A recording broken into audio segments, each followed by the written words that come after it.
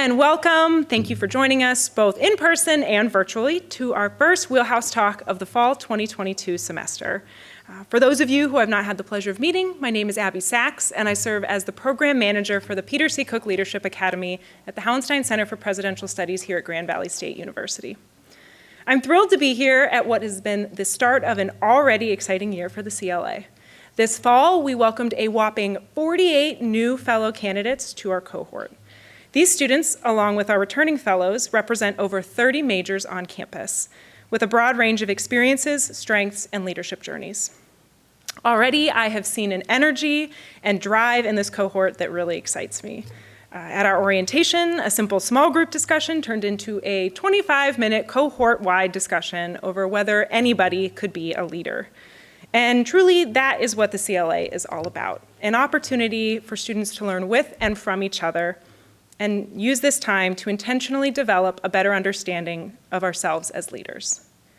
Our Wheelhouse Talk speaker series is a central part of this leadership development curriculum, offering students an opportunity to hear from community leaders and reflect on how they can continue to build their leadership philosophies. Now in its fourth year, our CLA Alumni Panel offers a great chance for CLA alumni to speak on their experiences in and beyond the Academy and offer their own words of wisdom for those following in their footsteps. It is my honor to welcome to the stage our speakers for this evening. Joining us this evening are Richa Bhurtel, Amanda Hoffman, Yah-Hanna Jenkins Leys, Elizabeth MacDonald, and Tyler Smith. I'll let them introduce themselves further, but please join me in welcoming them now. Thank you so much for joining us this evening. We're really excited to be here, and we're just going to kick off here with some introductions. We're going to tell you a little bit about who we are and what we've been up to since graduating from CLA and GVSU. Tyler, do you want to start and we can go this way? Sure. All right. Hi everyone, my name is Tyler Smith. I graduated from the CLA program in Grand Valley in 2018, and I started my career initially at Ernst & Young in the Grand Rapids office here, working in their business consulting practice. After a couple of years, I made the move over to Chicago, where I worked for 2 years also in business consulting. And just in April now, I've had the chance to come back here, working fully remote now, doing primarily cybersecurity. Outside of EY, I'm also a finance officer in the Army Reserve.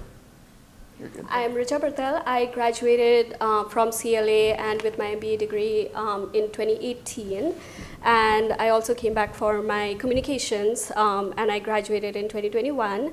After CLA, I joined Perigo as a project manager, and recently I joined Dematic, and I've been working as a technical program manager. I recently moved to Austin, and I miss Michigan, so I'm happy to be back. So I've been working as a program manager for the past 6 months with Dematic in their automation division. Hi, I'm Amanda Hoffman. I graduated from CLA in Grand Valley in 2019. I am currently a CPA for Plant Moran. I work in healthcare assurance and audit hospitals and senior care facilities, and I live in Traverse City. Hi everyone, my name's Elizabeth. I graduated Grand Valley in 2019. I got a degree in statistics, and then when I graduated, I went to the University of Michigan School of Public Health and got a master's in epidemiology. And I now work as an epidemiologist at the Department of Veteran Affairs in Ann Arbor, and I do mental health research and suicide prevention. Thanks, Beth.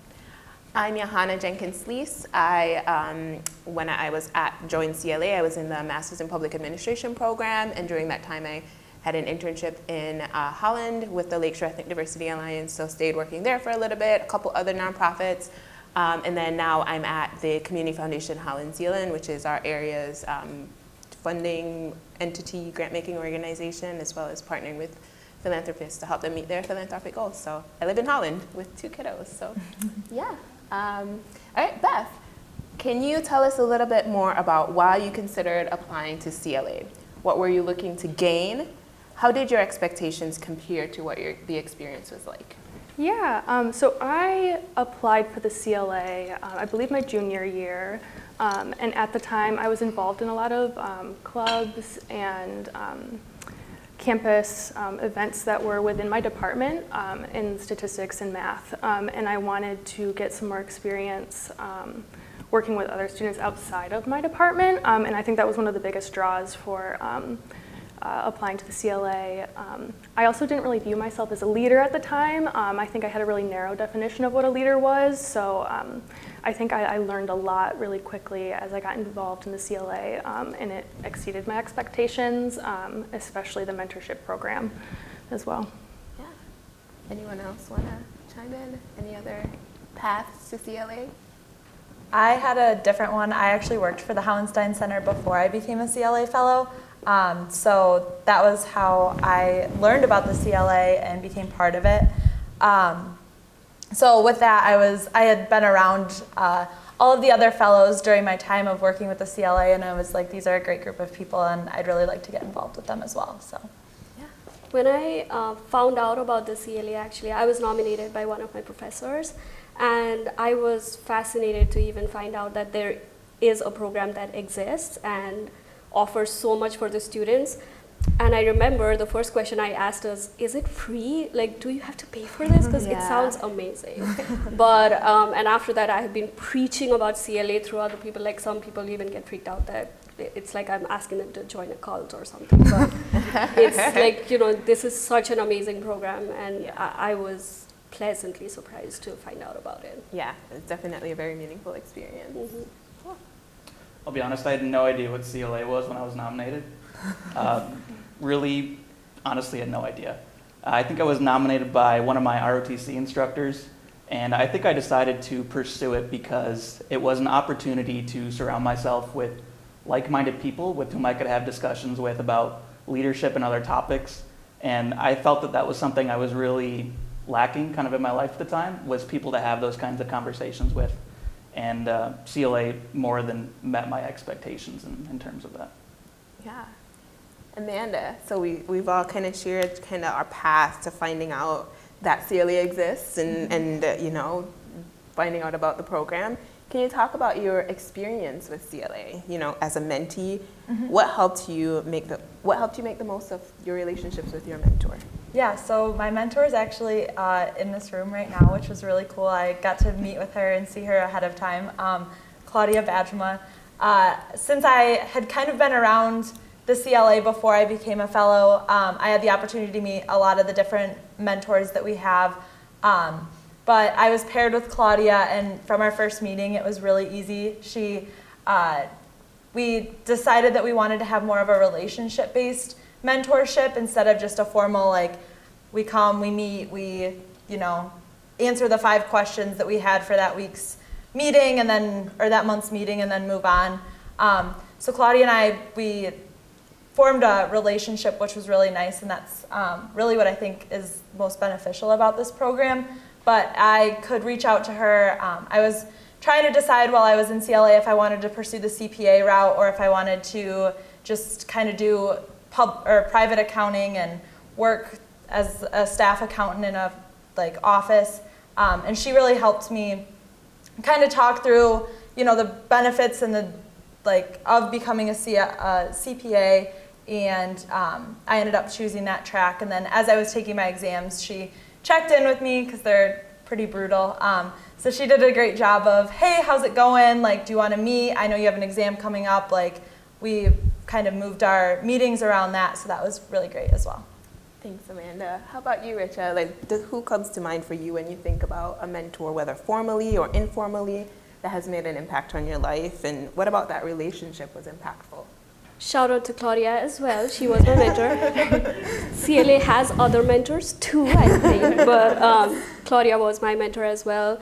And I, you know, similar to what Amanda mentioned, it was not just, you know, a formal that, okay, we have to do this, it's a mentor-mentee relationship. It was more of a little bit more informal, and I think that kind of mentorship works the best because you're able to ask questions and you're not hesitant of not knowing things. Especially, I think the biggest factor when it comes to a mentor-mentee relationship is that having that transparency and having that ease that I don't know how to figure this out. I don't know what to do. Like, you know, so trying to navigate through this, it is really important to have a mentor who is non-judgmental and gives you that opportunity to say, okay, it's okay if you don't figure this out, like let's take it step by step. So I think that's the most important, and especially for CLA mentorship format, I loved that it is an informal relationship, like depends on the mentor, but it's still formalized to the point that you are supposed to meet monthly. So there is a structure there.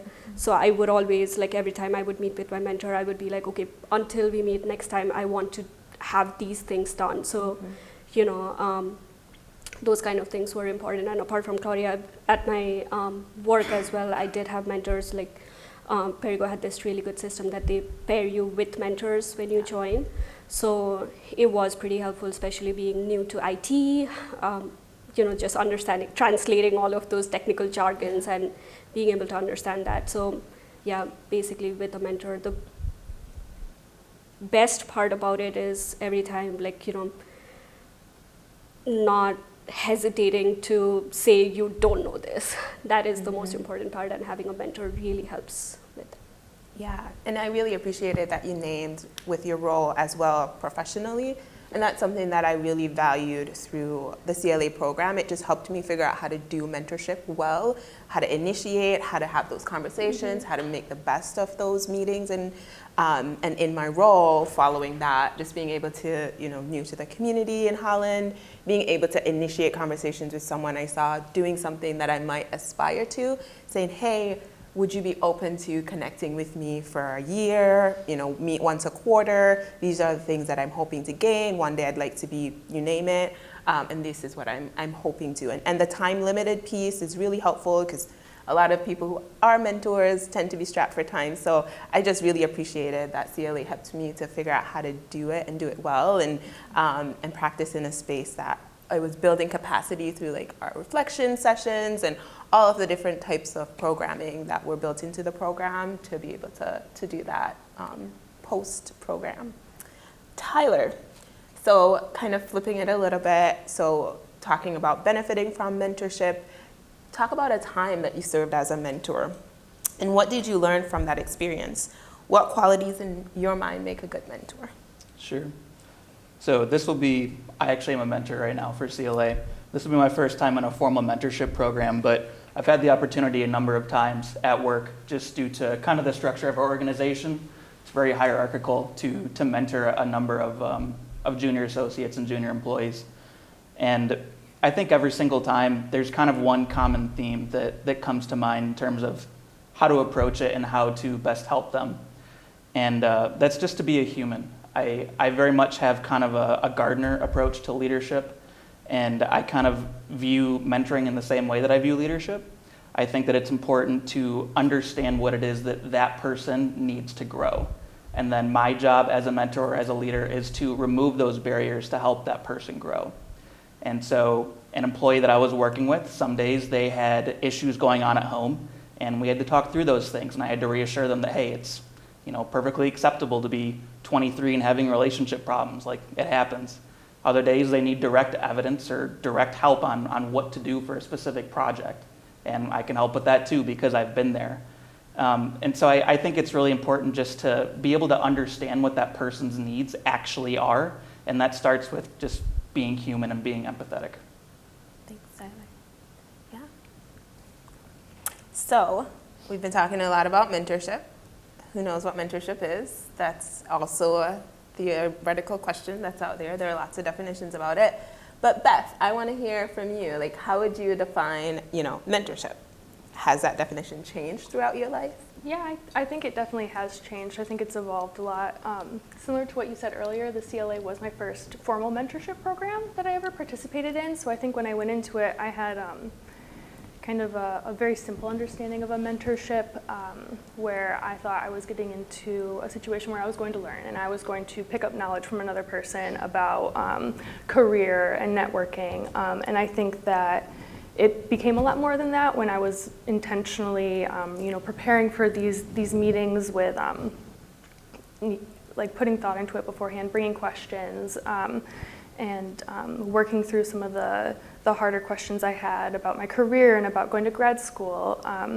And so I think that the kind of definition I've landed on for mentorship is that it's a collaborative learning relationship. I think that there is a mentor and a mentee, but I think you both have a lot of value and a lot of learning to do in those relationships. And when I was in the CLA, my mentor was Dr. Larry Robson, and he would say time and time again that he was learning as well, and that was so important for him in these relationships because, you know, we are younger in our careers, but we have a lot to learn, but it's creating community with other individuals in the Grand Rapids area or in your career, and I think my understanding of mentorship has really evolved since I had my first mentorship at the CLA.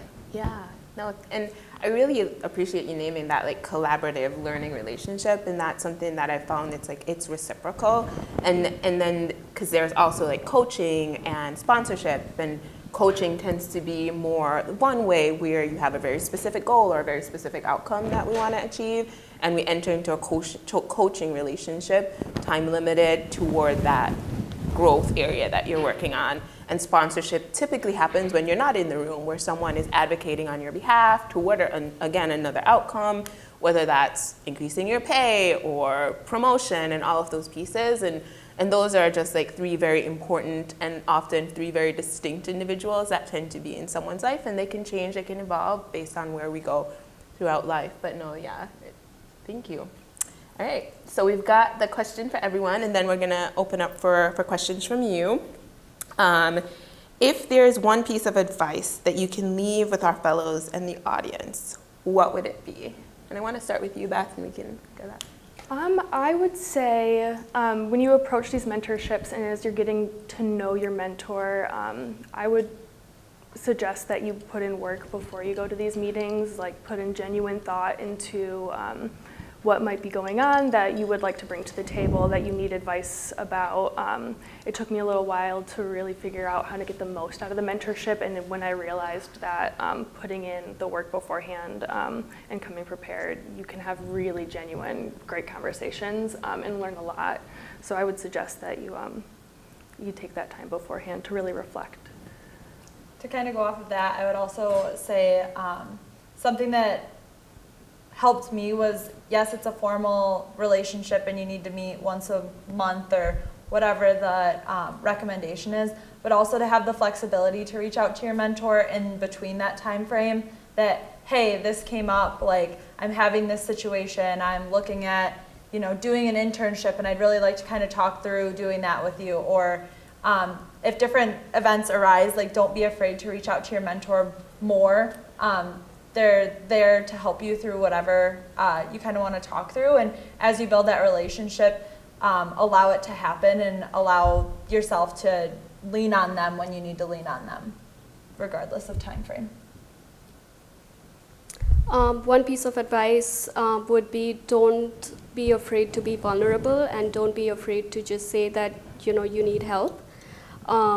And for me, the biggest thing that helped me as well was, you know, just telling my mentor that, hey, I'm going through this, I'm going through a lot of difficult time right now, I don't know how to figure this out. So that way, like putting everything out there helped my mentor understand as well. And Tyler mentioned, like, you know, empathy from the mentor side and the mentee side as well, just knowing that they are human and you are human too. So just have that relationship and don't be shy or don't hesitate to ask. My answer is very similar to Risha's, and that's just to be genuine. And I think that's true for any relationship that you're going to have, whether it be a professional one with a mentor or obviously in your personal life.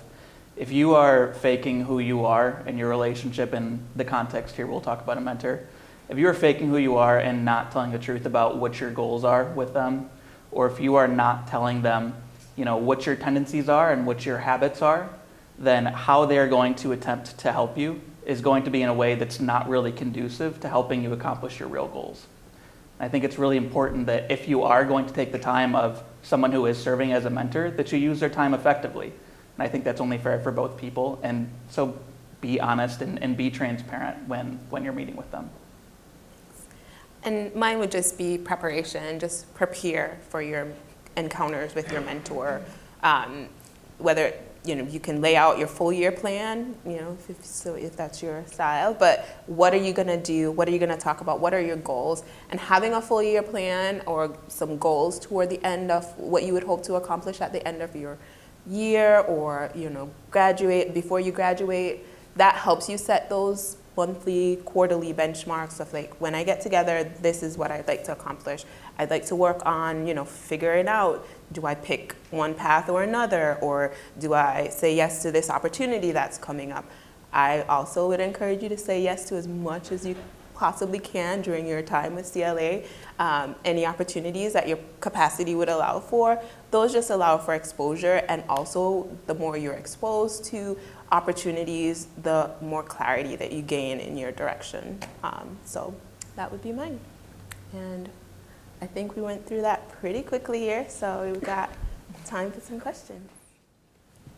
Okay, so I have two questions. The first one is about leadership and the other one is about mentorship. The first one on leadership is, it was brought up kind of early on into the conversation. How does one, as a leader, balance the idea of being empathetic, but also holding somebody accountable? And that's for almost everybody to answer, but. And then after you answer that, I do have a follow-up question. Okay. I think it's a fine line that you have to walk, obviously. One thing, like Tyler was saying earlier, like being real with your mentor is the best way, I think, to kind of approach that. And sometimes people will give you a little bit more of the like tough love when you might think that they need to be more empathetic. But I feel like everyone kind of, as you develop this relationship with your mentor, they're going to understand you better and have a better idea of how to lead you in that sense and read you on whether or not to give you the tough love or to kind of help you empathetically work through your situation. Yeah, so I would say, like, I think about empathy as you sit with someone in their pain, right, or whatever they might be going through. And you can do that, and you can hold the moment and hold space for the moment. I think that's really important. And then kind of resurface, okay, this is what we agreed to together, because I also believe in shared goals, shared agreements, and how do we say, like, we said, this is what we were hoping, expecting to accomplish by this point. It's probably not really necessarily in a mentorship relationship, but more maybe it's an employer, a boss, whatever it might be. So these are the goals that we agreed to by this set time. What were the barriers that got in your way? What can we do to address it? If it's consistent, you document, like this is our policy.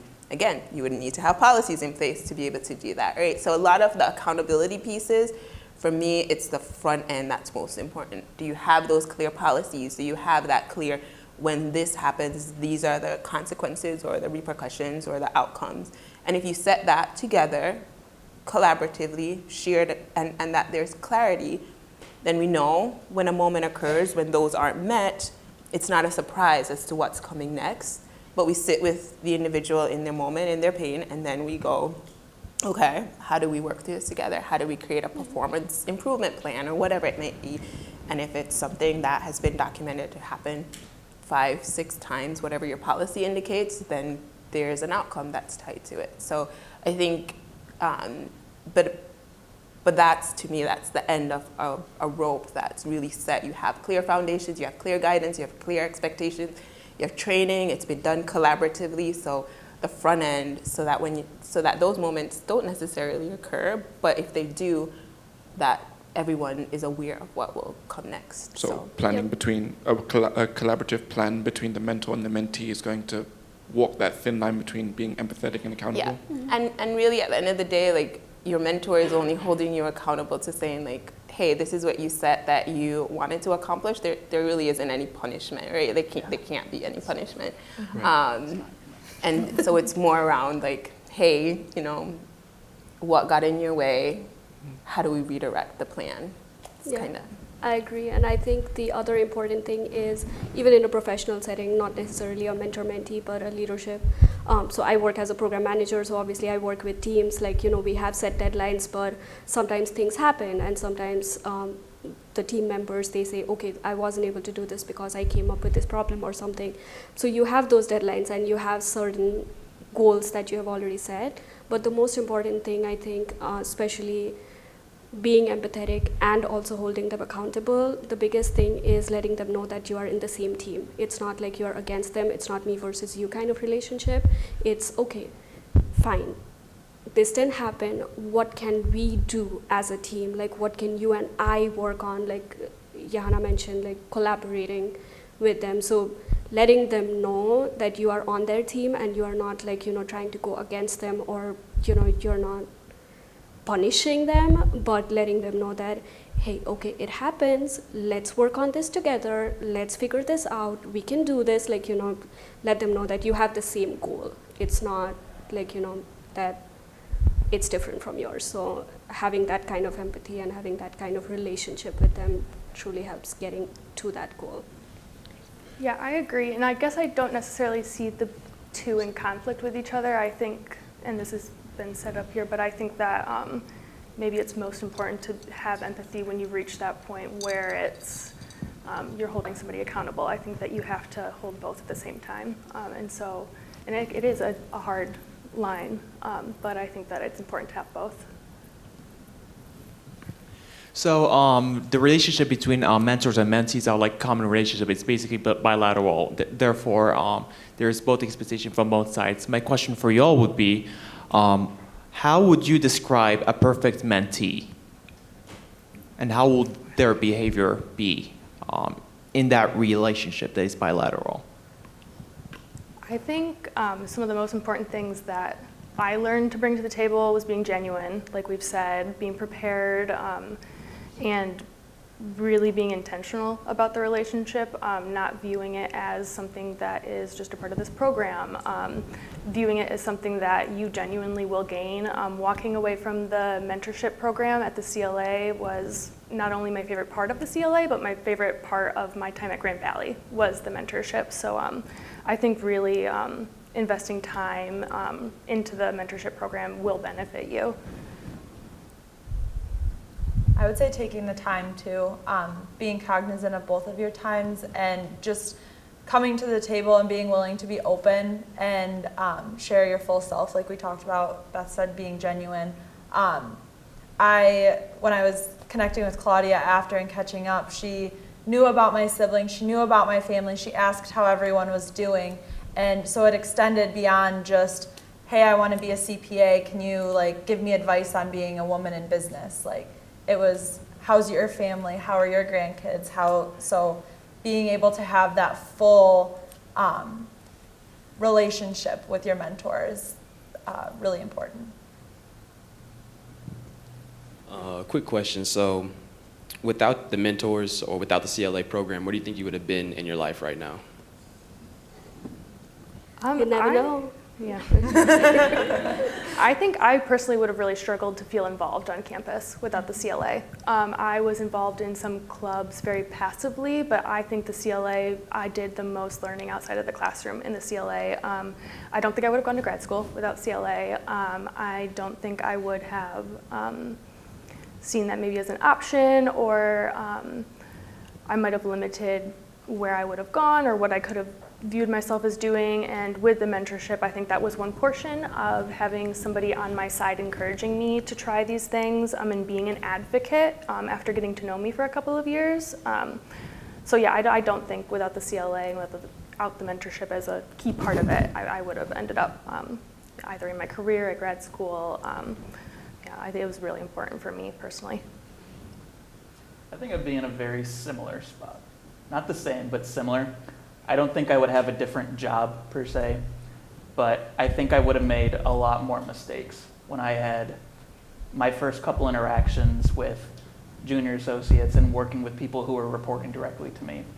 I think by having the mentor relationship and CLA as a whole, really, it gave me a lot of skills, and it frankly gave me a lot of confidence to approach those situations with a mindset that was going to allow me to solve whatever problem I needed to solve at that given time. So, and it's even about when you're not exposed to people outside of your small circle, you tend to be intimidated. So CLA helped break that barrier, and because you interacted with so many people, not just students, but teachers, mentors, community outside of your small circle in your class.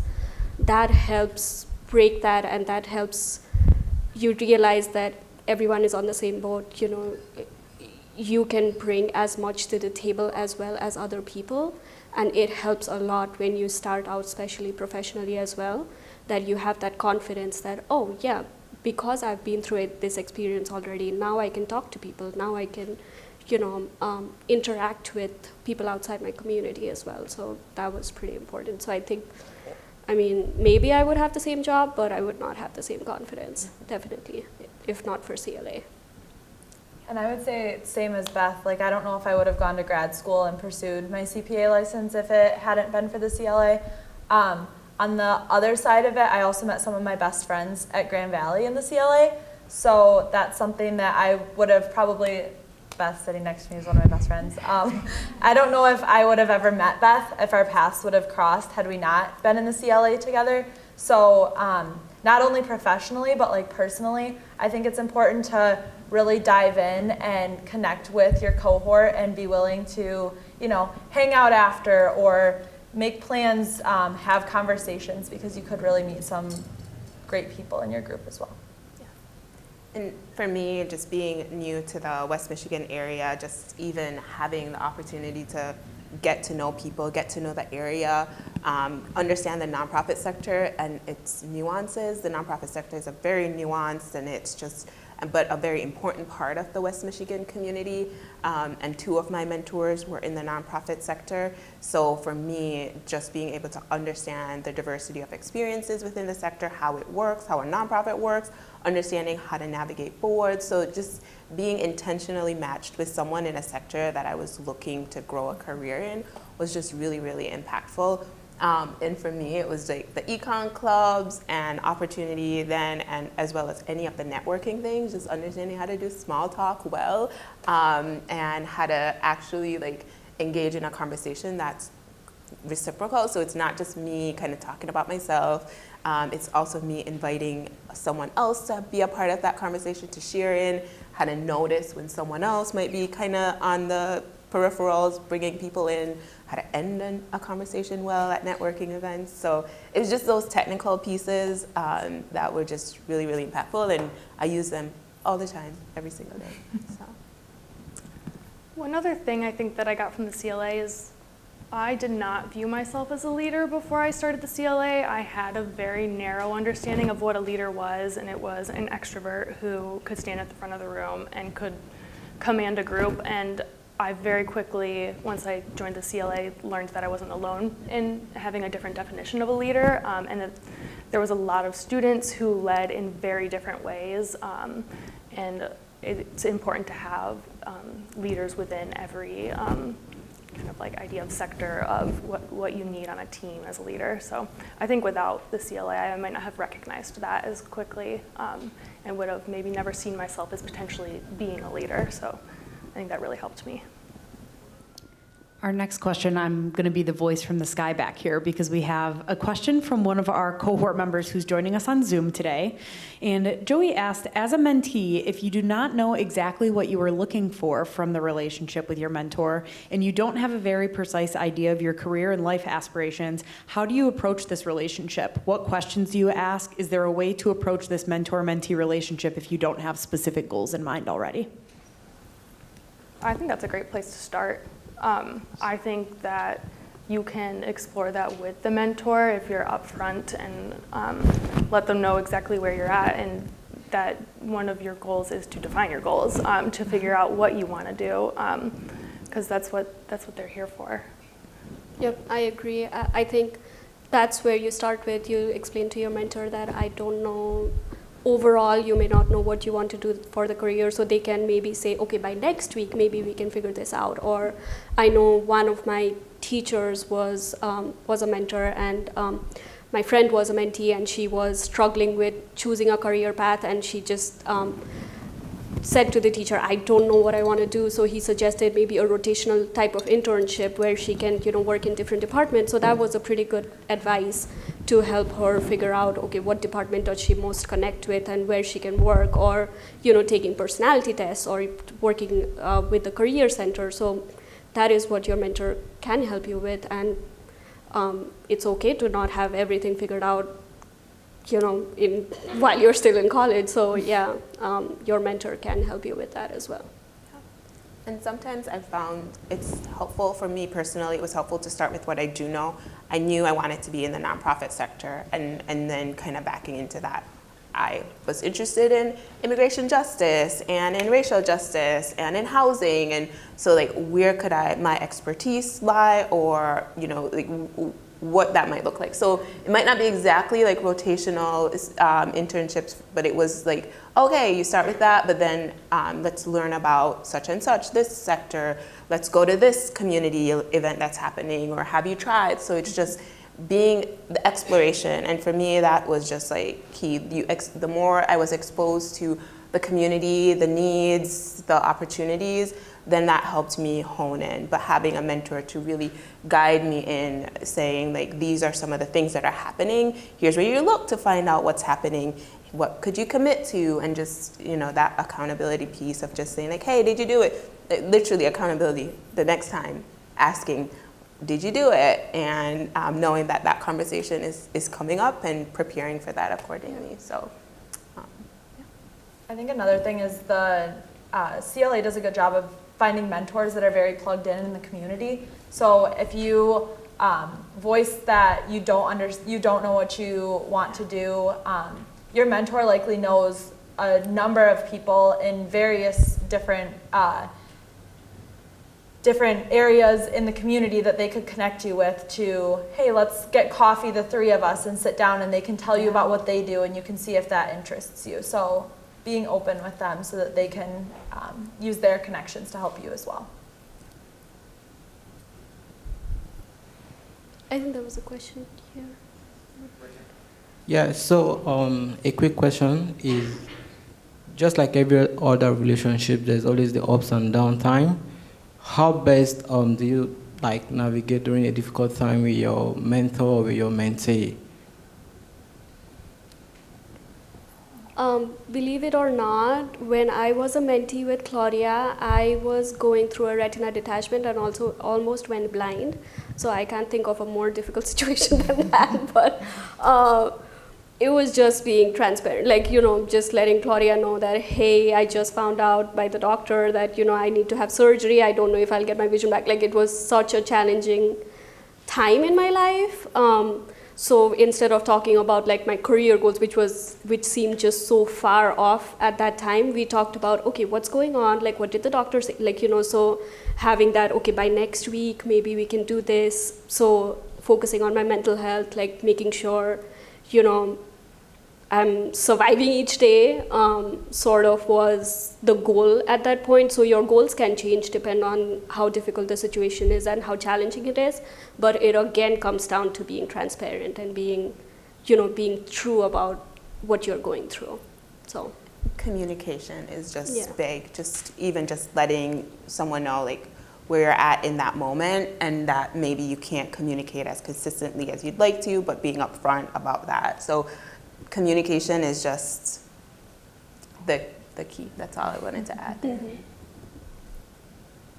Yeah, I would just like to ask, what was the favorite event that you went to during your time at the CLA? Because I'm trying to figure out also how to take the best advantage of the events that the CLA sponsors, and just how to get the most out of everything that you're required and able to go to with the program.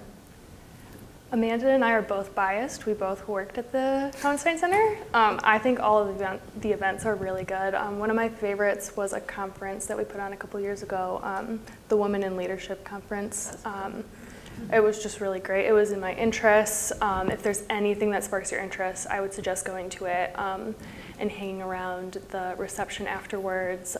Even if you don't know anybody there, if there's no other fellows, the staff will always help introduce you to somebody who might share your interests.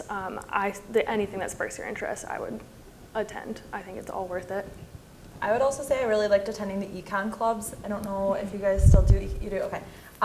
Those lunches are a great opportunity to hear some really great speakers. You can mingle with some community members in Grand Rapids. Lunch is really good as well. But it's a great opportunity to learn about a variety of different areas and topics that great speakers come in and talk about. So, my favorite series that CLA did was the Leader Lab. Obviously, networking and everything is quite important, but for me, Leader Lab was a point where I realized, like, especially hearing other fellows, like, you know, my peers talk about their experiences and their struggles. I would always be intimidated going into a CLA event, and I was a new fellow at that time, fellow candidate, but I would be like, okay, I don't know what to do with my life, but everyone else seems to have figured it all out. But hearing them speaking of their struggles made me realize that we are all in the same boat, and that helped me, you know, understand, like, you know, put my struggles out there as well and then tackle them. And then later I participated as a speaker in a Leader Lab, and that was pretty helpful for me to develop my public speaking skills and everything. So Leader Lab was my absolute favorite event within CLA. I have kind of a boring answer to that. So I didn't necessarily get the most out of any of the big events or any of the big named series. The most impactful single day of CLA for me was actually after the 2016 presidential election. And I'm sure a lot of you are probably plugged into politics pretty heavily, but my class was as well. And we had a CLA event the day after Donald Trump was announced president. And we won't go into the politics of it, but I just remember that particular event being a deeply emotional and vulnerable small group discussion with those of us that attended. And it was just one of the most, I don't know, it was a very gratifying experience for me just to be able to talk with so many other people that are our age and going through kind of the same thing, and just being completely open and vulnerable. And a lot of people were very emotional about it. And we completely went off track from whatever was planned that day. He had like Legos and colored pencils and I don't know what else there. And we ended up talking for 3 hours on something totally different. So absolutely phenomenal. So I think my answer to your question is any place where there's discussion. I think the fellows and the fellow candidates, you guys are what make the organization what it is. And so show up to all those events with the intent to have good discussion. And I think that's where you'll get the most value. Well, I am enjoying this so much. Thank you. I've been beaming from ear to ear listening to you, and thank you for not only all of the joy you gave those of us who were privileged to be with you in your formation, but for all the things that you continue to do. I see you all are just so accomplished, makes us all so proud. I have a question for you. You know, so many people nowadays are so pessimistic about your generation. They're pessimistic about the country. They say we're more hyper-partisan and divided than any time since maybe the Civil War or the 1930s. What's your outlook as emerging leaders about the prospects for your generation to lead this country? Thank you. We are doomed. I don't know. Go on, please. I would say, I feel like while people look down on our generation for that, they also in some way underestimate our generation. We're a generation that's not afraid to speak our minds, and a generation that's not afraid to seek different ways than historically have been used to voice those opinions.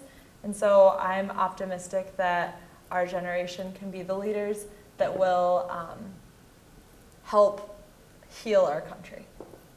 And I think this, I want to say upcoming generation, Gen Z, like I'm a millennial, so I don't know, but you know, I don't know what generation you're talking about specifically, but I think this generation is more, even when I see people's outlook on like work-life balance or, you know, being empathetic towards others and understanding others' points of view, I think, and it's because of social media, it's because of, you know, a lot of people have a lot of platforms to voice their opinion as well.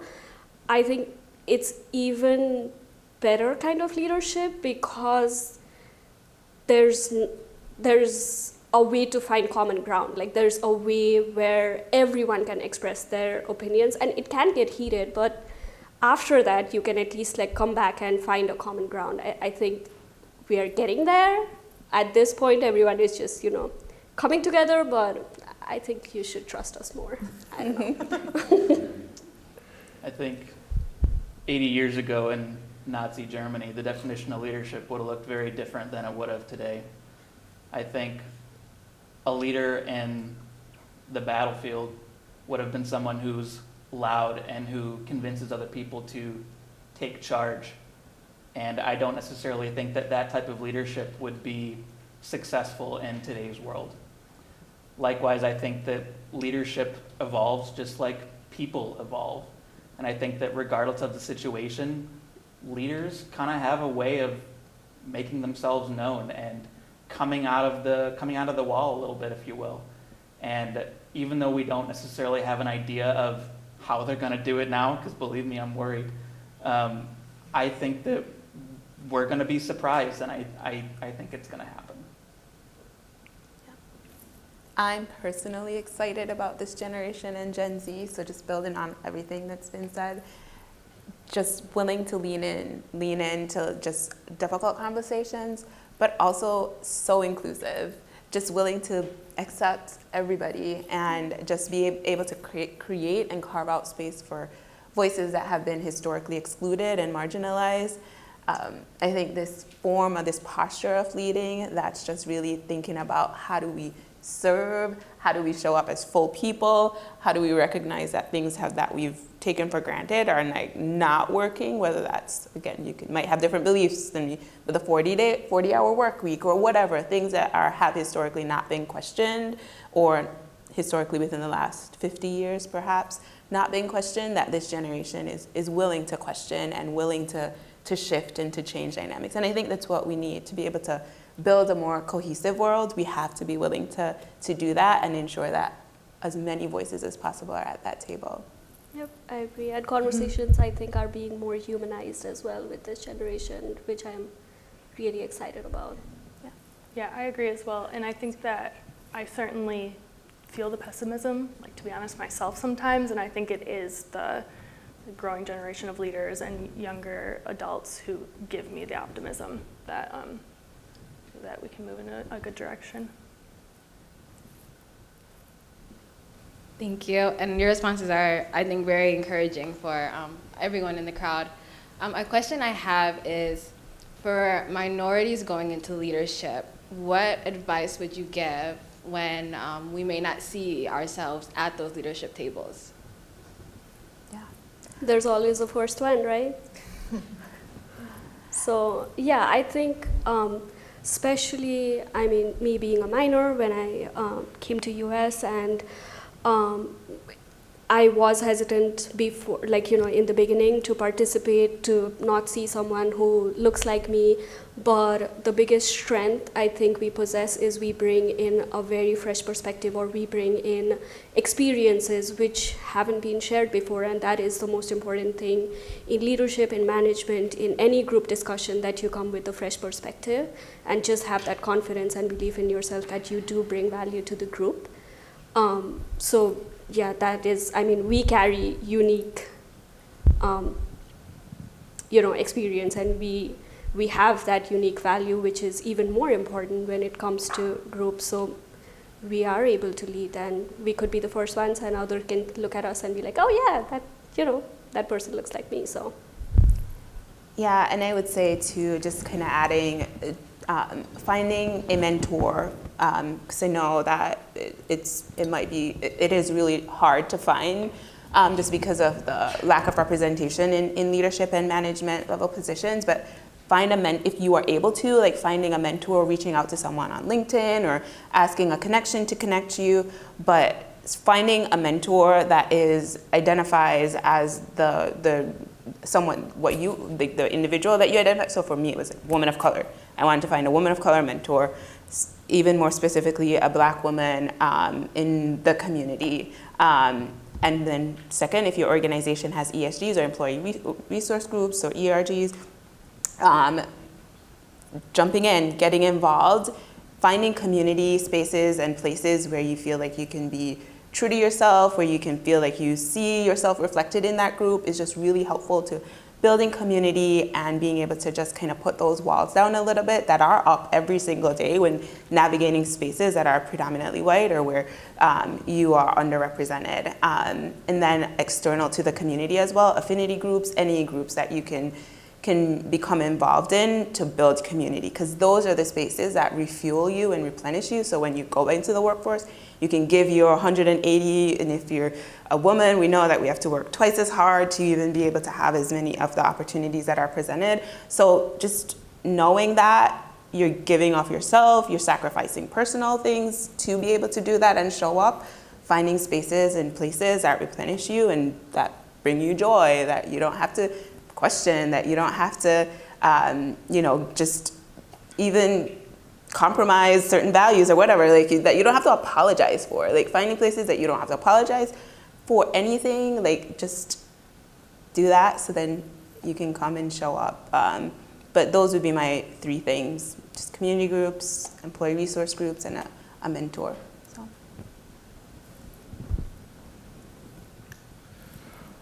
Okay. So I really do appreciate a lot of the answers that you guys have been giving us, but I have one more question. It's kind of more of a personal question.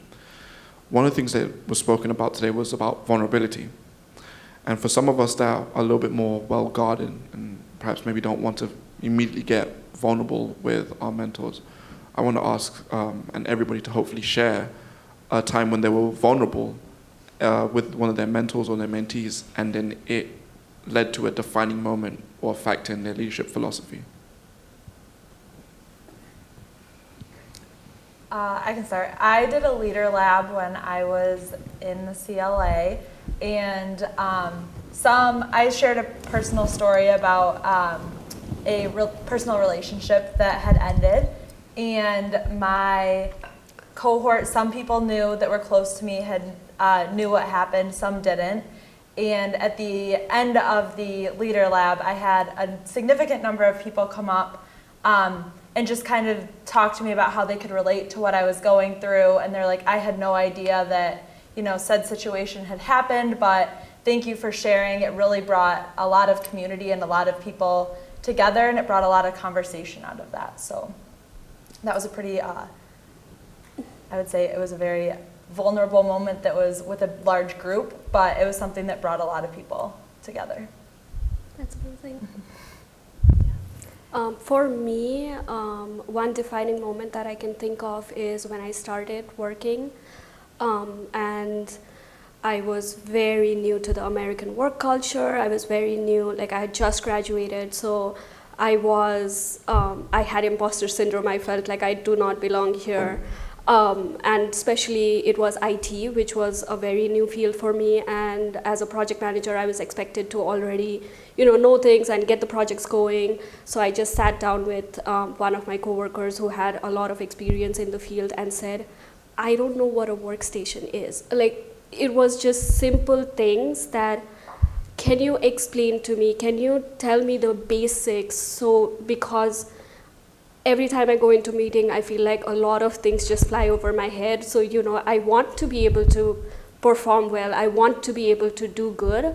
But can you help me understand the basics? And that was so helpful. That was a conversation. He actually drew on the board everything, like this is server, this is workstations, like, just the basics. And that helped me a lot going into meetings and understanding.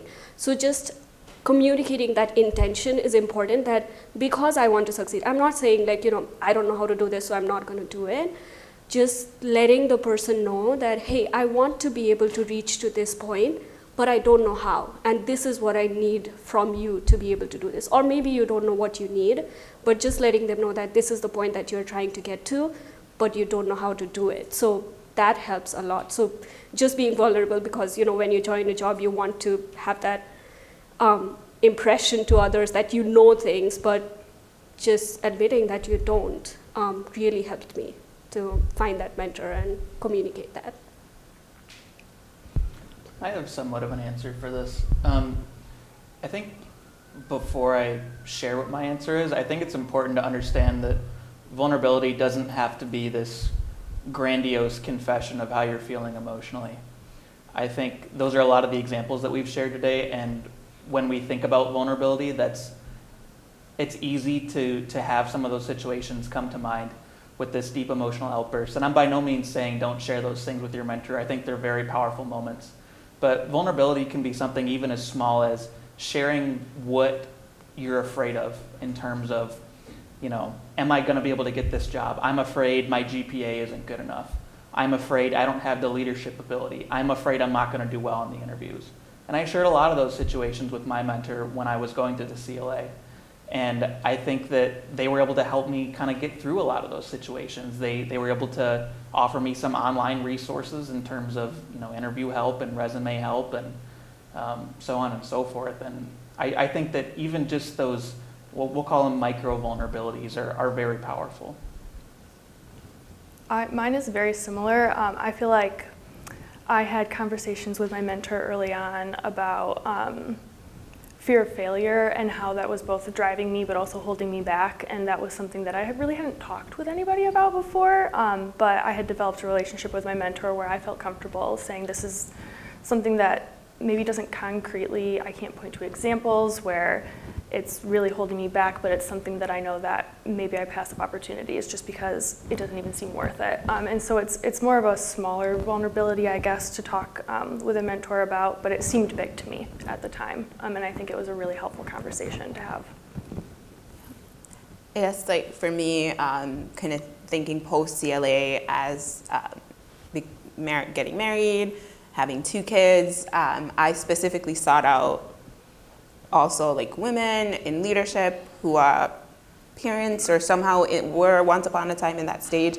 So being vulnerable or sharing about like that journey was just really important to that relationship, because that's what I wanted to figure out, how to navigate well kind of this integration of work-life community.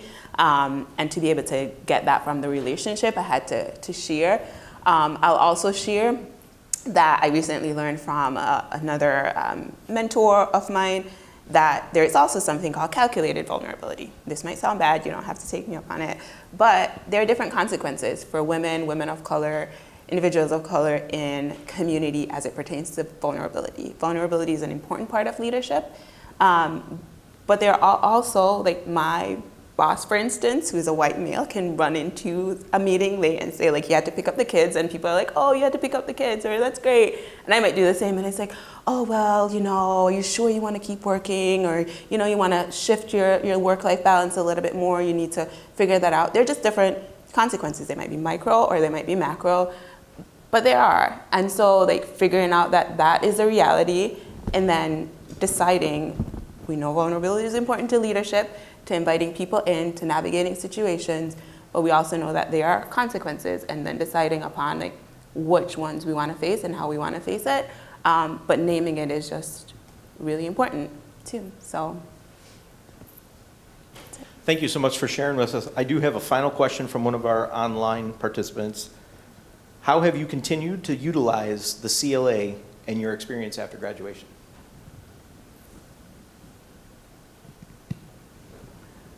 I think echoing back to not viewing myself as a leader before the CLA, I think it's changed like the trajectory of both my career and just more of my personal life. I think that I carry a very different idea of how I can be a leader in more passive and subtle ways. And I think that's genuinely changed me personally. And I think that just leaning into or taking advantage of opportunities like the CLA, it just was so clear to me after I joined the CLA that how valuable these experiences are. And I think that I take that more seriously now. I would piggyback off of what Beth said and say the other thing that I have taken with me was the opportunity, like at these events, to do the networking portion and having the confidence to walk into a room and be able to talk to a number of people, and like Yah-Hanna said earlier, like the small talk where you learn how to start a conversation, keep a short, brief conversation and also close a conversation during a networking event. That has been very beneficial as well while getting involved in my community. I agree. I think networking was the biggest part, and especially me being in the MBA program, networking was pretty important too. And you know, Grand Rapids has a lot of businesses around, and they have a lot of networking events, but being able to actually go to these events and being able to talk to people, that was pretty important, and CLA provided a platform to do that, to be able to talk to people from different backgrounds. So I think I still carry that experience with me to be able to network. I would say all of those things, as well as I think I constantly carry the reminder with me that life is a team sport. I think that CLA was really eye-opening for me in allowing me to connect with other people with whom I had a lot of similar ideas. And it really, I think for the first time, allowed me to kind of view problems as, I don't know, more of a, how can we solve this problem together when we're faced with something during small group or, you know, any of the discussions that we're going to have. And I've kind of taken that approach to life and tried to view it as, how can we get through this together, as opposed to just me solving a problem. And I think it's been very beneficial. And bragging about it is. You get bragging right. Yeah, I was a CLA fellow. Yeah. It sounds pretty good. I wear my cords everywhere. For me, it just broadened my own perception around leadership and figure out like what my own space in that might be. From exposure is just really important for me in terms of learning. And so being exposed to a broad range of leaders and leadership styles just helped me figure out like, this is where I fit and that I can be and am a leader too. So just like you all. A huge thank you to each of you for coming in and speaking about your experiences today, and for all of you here and virtually who brought great attention and questions as well. I would also like to give a special thanks to our Hauenstein Center members, whose generous donations and support continue to allow us to provide free and high-impact programming to our students and community members. If you're interested in becoming a Hauenstein Center member, feel free to speak with a staff member today. A reminder that our next Hauenstein Center event is Thursday, October 27th, and I hope you will all be able to join us at 7 p.m. that evening for an election panel co-hosted by the GVSU Department of Political Science. We'll have a panel of local experts speaking on the Michigan state elections and some of the most important issues on the ballot and our minds. So if you'd like to attend, please RSVP either on our website or by calling our office. Thank you to those of us joining virtually for tuning in, and for the rest of you, I invite you all to the exhibition hall for a reception where you can have community conversations, network over some refreshments. If you have any more burning questions for our panelists, pull them aside and make sure you ask them. Thank you all, and have a great evening.